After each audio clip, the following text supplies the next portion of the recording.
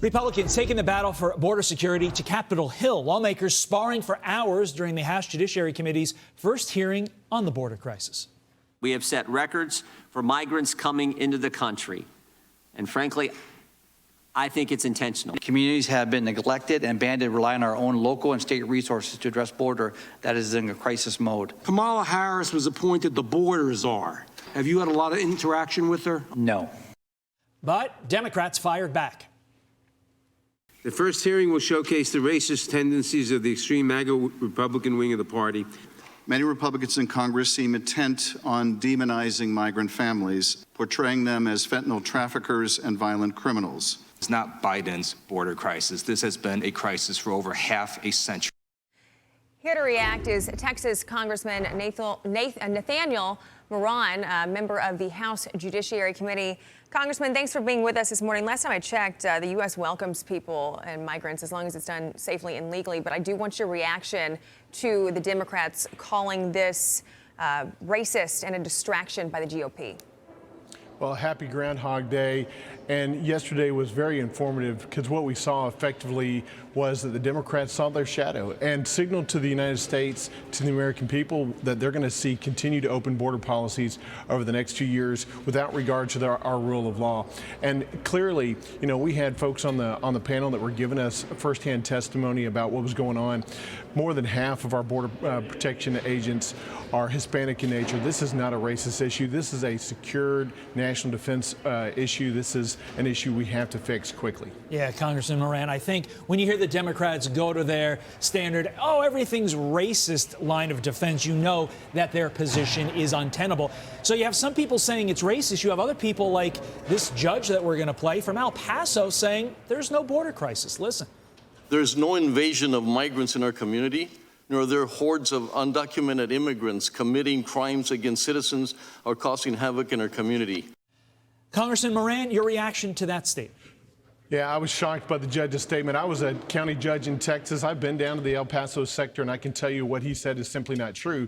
And in fact, when I asked him some questions, he said, hey, 95% of the money that we're using there locally is from FEMA. Well, FEMA is an emergency management agency. So clearly there's an emergency management situation down there on the border. There's a border crisis. I've seen it firsthand. I know from Texas judge standpoint, we have to secure our borders for various reasons.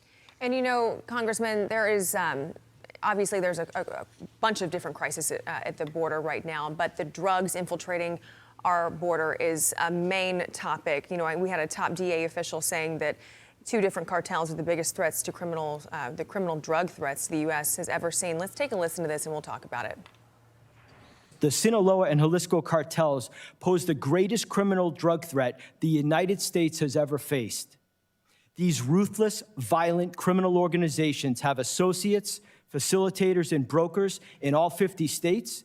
The cartels are destroying families and communities with callous indifference and greed. You know, and I think one of the main issues is what they're calling the fentanyl crisis right now. Do you think this is one of the top, if not the top, crisis at the border right now that we need to get a hold on?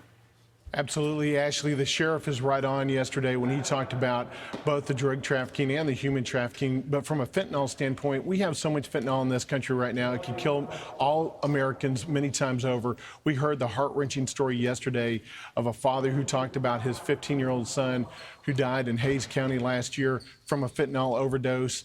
And it was just tragic to hear his story. So many, unfortunately, lost lives due to this, due to these drugs and due to our inability to stop the cartels bringing those drugs over our borders. 73,000, in fact, from August 2020 to August 2021. So how will Republicans put a stop to this?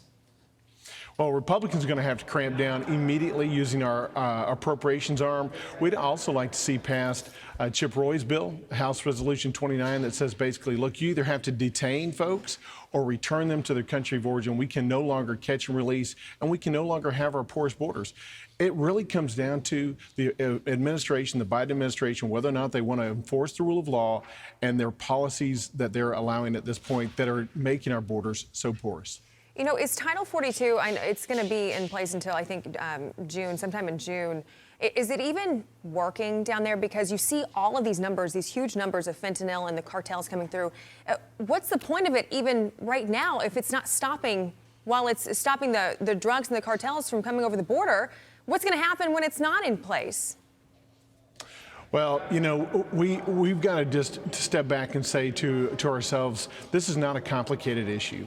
We know neighbor to neighbor. When I was growing up, I knew my neighbor's yard belonged to him and our yard belonged to us, and I couldn't trespass without his permission.